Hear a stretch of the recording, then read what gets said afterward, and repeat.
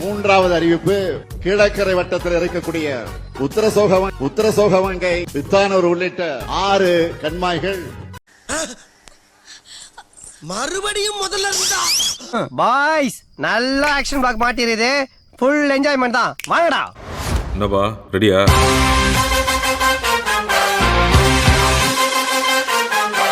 இந்த திராவிட மாடல் ஆட்சிக்கு வந்துட்டு இந்த 4.5 வருஷத்துல எவ்வளவு டெத்து நடந்திருக்கு தெரியுமா? 2022 தஞ்சாவூர்ல தேர் திருவிழா போது 11 டெத்து நடந்திருக்கு.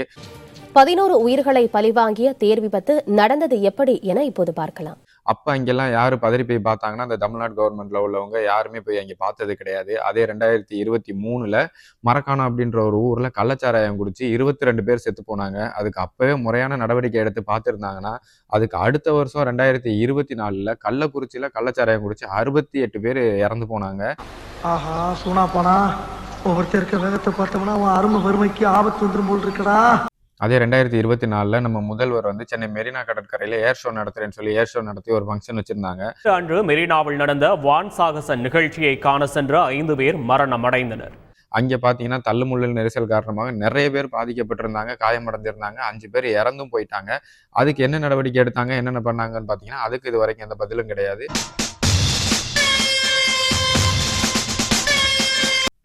இப்போ 2025 டிவிகே தலைவர் விஜய் வந்து அந்த கரூர் பிரச்சாரத்துல வரும்போது 41 பேர் இறந்துட்டாங்க அப்படின்ற இன்சிடென்ட்டுக்கு வந்து நம்ம கவர்மெண்டோட ஆளுங்கட்சியில இருக்கவங்க எல்லாரும் வந்து ஆன் த ஸ்பாட் அப்பவே வந்து பார்த்து துடிச்சு மக்கள் போயிட்டாங்க அப்படின்னு சொல்லி அவ்வளவு பதறினவங்க, இது எதுக்குமே ஏன் பதறல, அவங்களும் மக்கள் தானே அப்படின்ற கேள்வி வருது.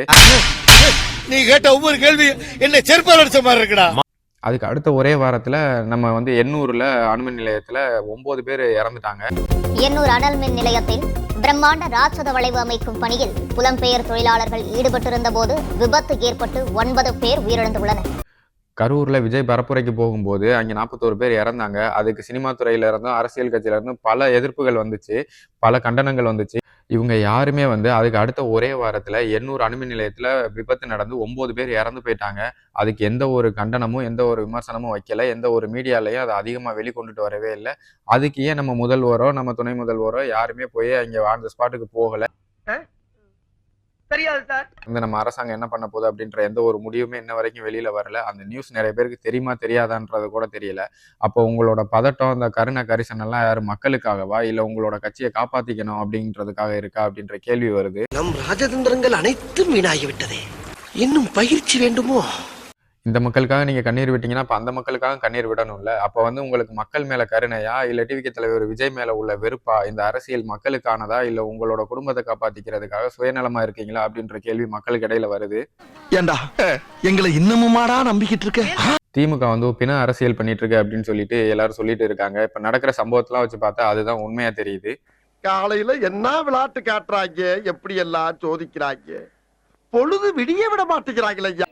சரியா? உங்க வீட்டு பிள்ளையா நினைச்சு எல்லாரும் என்னை மன்னிச்சிருங்க. ஏண்டா பண்றதையும் பண்ணிட்டு எங்க வீட்டு பிள்ளையாடா நீ? அடிக்கடா அவனை. அப்ப ஸ்டார்ட் பண்ணுங்க.